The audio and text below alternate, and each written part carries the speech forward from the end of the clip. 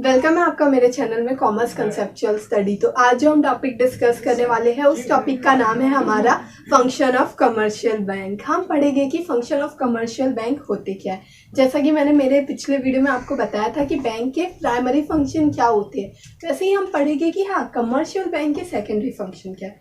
Primary में हमने देखा था कि हाँ प्राइमरी में दो फंक्शन होते हैं, एक होता है एक्सेप्टिंग डिपॉजिट और सेकेंड होता है हमारा ग्रांटिंग लोन, और उसको हमने डिटेल में पढ़ा था कि वो होता क्या एक्चुअल। तो उसी तरीके से अगर आपको वो वीडियो देखना है आप देख सकते हो, आपको लिंक में मिल जाएगी। अभी हम चलते हैं सेकेंडरी पार्ट पे। सेकेंडरी पार्ट में हम पढ़ेंगे कि हाँ जो उनका मेन फंक्शन होता है प्राइमरी फंक्शन, उस फंक्शन को हट कर, उस फंक्शन से हट कर बैंक और कौन कौन से रोल प्ले करती है। मोस्टली हमें ये नहीं पता रहता है कि हाँ बैंक ये सारे काम भी करती है, पर हाँ कुछ हम लोग जो ऑनलाइन बैंकिंग यूज़ करता है, इलेक्ट्रॉनिक बैंकिंग, उनको पता रहता है कि हाँ बैंक और किस किस तरीके की सर्विसेज प्रोवाइड करती है। तो चलो हम स्टार्ट करते हैं। अभी सेकेंडरी फंक्शन में हमारे पास दो फंक्शन दिए गए हैं। पहला हमारा है एजेंसी फंक्शन और दूसरा हमारा है यूटिलिटी फंक्शन। एजेंसी फंक्शन में क्या आता है? एजेंसी फंक्शन में हमें दिया गया है कलेक्शन ऑफ चेक, डिविडेंड और इंटरेस्ट। मतलब बैंक क्या करती है, बैंक कस्टमर के बिहाफ में, एजेंसी का मतलब होता है ऐसा एजेंट, बैंक मतलब कौन कौन से रोल प्ले करती है। अब क्या होता है कि बैंक के पास तो बहुत सारे एम्प्लॉयज़ होते हैं जो बैंक के लिए वर्क करते हैं, तो बैंक तो उनको उनकी सैलरी देती है। तो वो जो एजेंट है वो और कौन कौन सी सर्विसेज कर रहे हैं, किसके लिए? कस्टमर्स के लिए। तो जो कस्टमर्स के लिए सर्विसेज होती है उसमें सबसे पहली सर्विस क्या आ गई कि collection of cheques, dividend and interest. समझो अब क्या होता है कि जैसे मैं एक बिजनेसमैन हूँ, बट मैं किसी बैंक में क्या हूँ, उस बैंक की कस्टमर हूँ। जैसे मैंने ICICI बैंक में अपना अकाउंट ओपन किया, तो अब क्या होगा कि अब मेरे पास इतना टाइम नहीं है, मैंने अलग अलग जगह पे मेरा शेयर इन्वेस्ट किया है, शेयर में इन्वेस्ट किया है, डिबेंचर में इन्वेस्ट किया है, इस तरीके से मैंने इन्वेस्ट करके रखा है। अब मुझे क्या होगा, हर मंथली, ईयरली, जैसा भी मुझे क्या मिलेगा, इंटरेस्ट मिलेगा, डिविडेंड मिलेगा अलग अलग जगह से। अब मैं सब जगह तो अवेलेबल नहीं हो सकती हूँ, तो वहाँ क्या होता है कि मैं बैंक को कुछ अमाउंट पे करती हूँ जिस भी तरीके से, ऐसे सर्विस चार्जेस।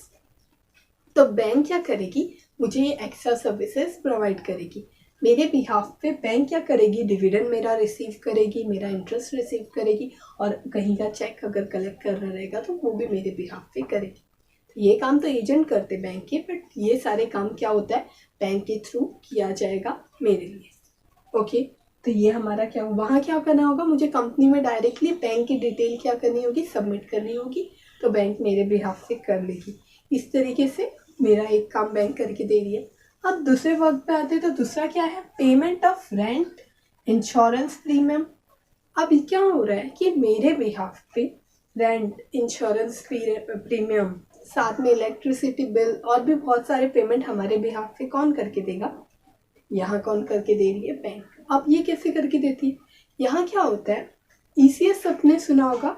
ECS में मतलब इलेक्ट्रॉनिक क्लियरिंग सिस्टम में क्या हो रहा है कि हाँ बैंक को हम लोग क्या देते हैं, एक इंस्ट्रक्शन दे देते हैं कि हर मंथ क्या करना पड़ेगा, आपको ये अमाउंट क्या करना है, डिडक्ट करना पड़ेगा, चाहे वो रेंट का हो, इंश्योरेंस का हो।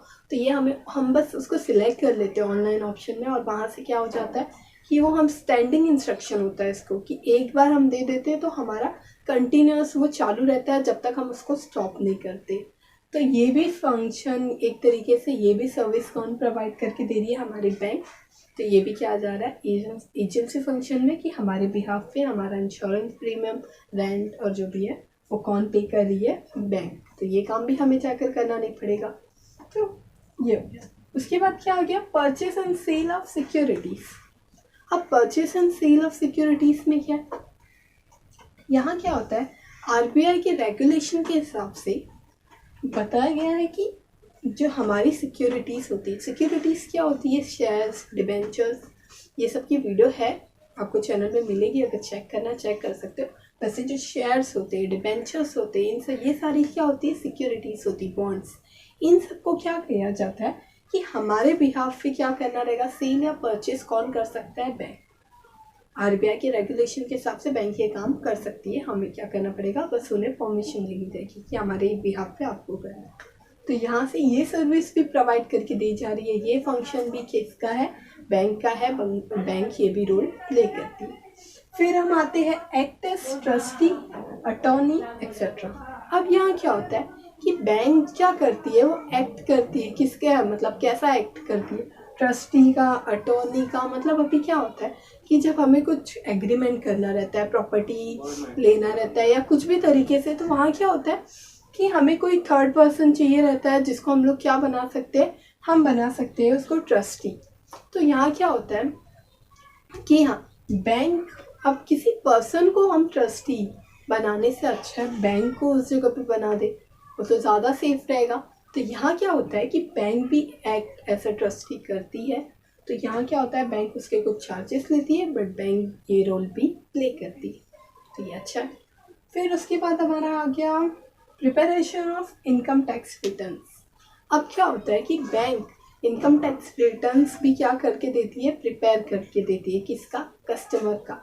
और साथ में ही कस्टमर को मतलब टैक्स रिगार्डिंग कि हाँ टैक्स रिटर्न्स कैसे फिल करते हैं, जो भी उसके रिगार्डिंग कौन सी सारी इन्फॉर्मेशन क्या करती है? बैंक प्रोवाइड करती है। किसको? हमारे कस्टमर्स को। ओके, तो यहाँ ये भी फंक्शन क्या करके दे रही है? बैंक प्ले कर रही है ये रोल। फिर उसके बाद अंडर राइटिंग ऑफ शेयर्स। अब अंडर राइटिंग ऑफ शेयर्स का मतलब क्या होता है? अंडर राइटिंग का मतलब होता है कि हाँ, अब अगर मैंने समझ लो मैंने इस शेयर्स का अंडर राइटिंग किया, इसका मतलब मैं बोलूँगी कि अगर समझो तुम्हारी कंपनी का शेयर है 10,000 शेयर है और तुम क्या कर रहे हो? उसको सेल कर रहे हो। जब तुम्हें सेल करना है लेकिन तुम्हें नहीं पता मैं कैसे सेल करूँ, मुझे नहीं जम रहा है, पूरा सेल होगा या नहीं होगा तुम्हें नहीं समझ में आ रहा है, तो वहाँ क्या होगा कि तुम्हें वो जो 10,000 शेयर रहेगा तुम क्या कर दोगे? बैंक को ला के दे दोगे या मुझे दे दोगे, क्योंकि मैं अंडर राइटर हूँ। तो मेरा ऐसा है कि मैंने वो बोल के रखा है कि हाँ, अगर ये शेयर्स बिके नहीं मार्केट में, लोगों ने, पब्लिक ने नहीं लिए, तो ये शेयर क्या करूँगी? मैं आपके सारे शेयर परचेस कर दूँगी। तो मैं कौन हुई? मैं अंडर राइटर हुई। इसको अंडर राइटिंग ऑफ शेयर्स बोलते हैं। तो यहाँ ये रोल भी कौन प्ले करके देता है? हमारी बैंक, कमर्शियल बैंक ये रोल भी प्ले करती है। तो ये सब सेकेंडरी में आता है। फिर उसके बाद क्या हो गया? Demat account. कि हाँ, कस्टमर्स के लिए डीमेट अकाउंट भी ओपन होता है हमारे बैंक में। यहाँ क्या होता है? कस्टमर अपना इलेक्ट्रॉनिक फॉर्म में क्या कर सकते हैं? शेयर्स को बाय और सेल कर सकते हैं, सिक्योरिटीज़ को। तो इस तरीके से ये हमारा सारा हो गया एजेंसी फंक्शन। ओके, कि अगर समझो कि तुम्हें क्या करना है, डीमेट अकाउंट ओपन करना है, तो तुम्हें क्या करना है? कस्टमर केयर में कॉल करना है। बैंकिंग में अलग अलग सर्विसेज इसी तरीके से प्रोवाइड की जा रही है कि कॉल करके आप क्या कर सकते हो? डीमेट अकाउंट ओपन कर सकते हो। आपको ब्रांच में भी जाने की ज़रूरत नहीं है। इस तरीके से इलेक्ट्रॉनिक बैंकिंग बहुत फास्ट होगी। वैसे हम इलेक्ट्रॉनिक बैंकिंग देखेंगे। अभी ये देख लो यूटिलिटी फंक्शन। अब यूटिलिटी फंक्शन में क्या हो गया? सबसे पहला हमारा आ रहा है लॉकर फैसिलिटी। अब लॉकर फैसिलिटी से क्या समझ में आता है कि बैंक क्या कर रही है? बैंक हमें फैसिलिटी दे रही है, हमें मतलब कस्टमर्स को, सबको। यहाँ बैंक ये फैसिलिटी देती है कि हाँ, तुम्हें लॉकर प्रोवाइड करके दिया जाएगा। उसके लिए बैंक क्या करेगी? चार्ज करेगी, उनके सर्विस चार्जेस। अब यहाँ क्या होगा? उस लॉकर में आप जो भी है, जैसे ज्वेलरी, डॉक्यूमेंट्स, क्या कर सकते हो? सेफ रख सकते हो। तो ये लॉकर फैसिलिटी हमारी सेफ्टी के लिए बैंक प्रोवाइड करके देती है, क्योंकि वो ज़्यादा सेफ रहता है, राइट। फिर उसके बाद आता है ट्रैवलर चेक्स। अब ट्रैवलर चेक क्या होता है? ट्रैवलर चेक मतलब ये किसको दिया जाता है? ये मोस्टली जो ट्रैवलिंग करते हैं, जिसको डोमेस्टिक ट्रैवलिंग करनी है या इंटरनेशनल ट्रैवलिंग करनी है, आप और मैं, हम भी जाकर ट्रैवलर चेक इशू करवा सकते हैं। ये कैसा होता है कि हाँ, मुझे कहीं जाना है, अब मैं कैश जो कैरी करूँगी ना, तो कैश कैरी करना ना वो ज़्यादा टफ रहता है, लाइक कि हाँ लॉस्ट हो सकता है, किसी ना किसी तरीके से रिस्की है वो। बट ट्रैवलर चेक रहेगा तो ये क्या होता है कि अगर मुझे यहाँ से जाना है यूएसए, तो वहाँ जो डॉलर्स है ना, मैं यहाँ रुपीज़ का 1 लाख का या जो भी तरीके से वो ट्रैवलर चेक लूँगी, और वो ट्रैवलर चेक देने के बाद डायरेक्ट मतलब डॉलर में वो कन्वर्ट होकर मुझे वहाँ मिल जाएगा। वहाँ मैं क्या कर सकती हूँ? इशू करवा सकती हूँ अपना चेक को। तो ये हो गया ट्रैवलर चेक। उसके बाद क्या हो गया? Provide trade information. अब क्या होता है कि बैंक ये भी रोल और फंक्शन प्ले कर रही है कि ट्रेड इन्फॉर्मेशन प्रोवाइड करती है। ट्रेड इन्फॉर्मेशन मतलब कि क्या चल रहा है मार्केट में, मार्केट प्राइसेस क्या है, कॉम्पिटिटिव क्या है, हमारे बिजनेस रिगार्डिंग हम बता देंगे तो बैंक क्या करती है, इसके लिए बैंक के पास अलग अलग एक्सपर्ट्स रहते हैं इन सारी सर्विसेज के लिए जिसकी ज़रूरत रहे। तो बैंक एक्सपर्ट हायर करती है और उसके थ्रू क्या करती है, बैंक सारी इन्फॉर्मेशन मार्केट की कलेक्ट करती है और जो कस्टमर है बैंक के उनको एक तरीके से ये सर्विस प्रोवाइड करती है कि हाँ आपको जो भी ट्रेड की इन्फॉर्मेशन है हम प्रोवाइड कर देंगे। और बैंक क्या करती है, ट्रेड के रिगार्डिंग सारी इन्फॉर्मेशन प्रोवाइड करती है कि हाँ अभी किस में इन्वेस्ट करना चाहिए, किस तरीके से करना चाहिए ओवर एंड ऑल। फिर उसके बाद क्या हो गया, गिफ्ट चेक्स। अब गिफ्ट चेक प्रोवाइड करती है बैंक। किसको प्रोवाइड कर रही है, बैंक ये गिफ्ट चेक देती है हमारे कस्टमर्स को। हमारे कस्टमर मतलब आपको, मुझे, जिसको चाहिए उसको मिलेगा गिफ्ट चेक।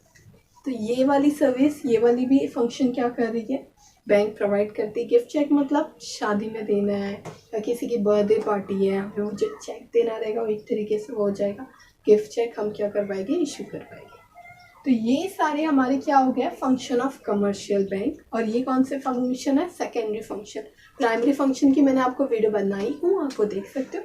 तो ये हो गया सारे, क्या हो गया, सेकेंडरी फंक्शन, एजेंसी फंक्शन भी कंप्लीट और यूटिलिटी भी। आई होप आपको समझ में आया होगा कि हाँ ये क्या होते हैं एजेंसी और यूटिलिटी फंक्शन। और अगर आपको मेरी वीडियो पसंद आई है तो आप मेरे चैनल को सब्सक्राइब करो, लाइक करो, शेयर करो। Thank you.